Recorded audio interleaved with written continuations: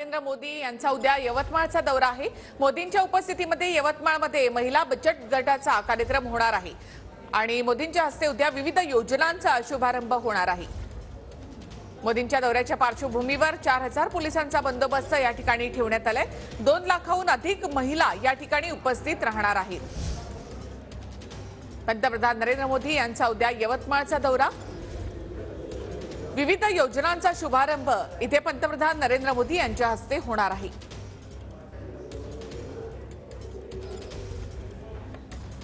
मोदींच्या दौऱ्याच्या पार्श्वभूमीवर 4000 पोलिसांचा बंदोबस्त या ठिकाणी ठेवण्यात आलाय। 2 लाखाहून अधिक महिला या सभेसाठी उपस्थित राहणार आहेत। पंतप्रधान नरेंद्र मोदी यांच्या हस्ते उद्या विविध योजनांचा शुभारंभ होईल। पंतप्रधान नरेंद्र मोदी यासाठी उद्या यवतमाळच्या दौऱ्यावर। 2 लाख महिला या कार्यक्रमासाठी उपस्थित राहणार आहेत। महिला बचत गटाचा हा कार्यक्रम आहे। बचत गटाशी जोडल्या गेलेल्या जवळपास 2 लाखाहून अधिक महिला या कार्यक्रमासाठी उपस्थित राहतील। मोदी यांची उद्या यवतमाळमध्ये सभा जी आहे ती या भारी परिसरामध्ये होणार आहे। यवतमाळ जिल्ह्यातून 1 लाखहून अधिक महिलांचा बचत गटाचा मेळावा जो आहे तो या ठिकाणी पंतप्रधान नरेंद्र मोदींचा उद्या या ठिकाणी होणार आहे। या संपूर्ण संदर्भात जर पाहिलं तर ही सभेची तयारी जी आहे ती आता अंतिम टप्प्यात या ठिकाणी आलेली आहे।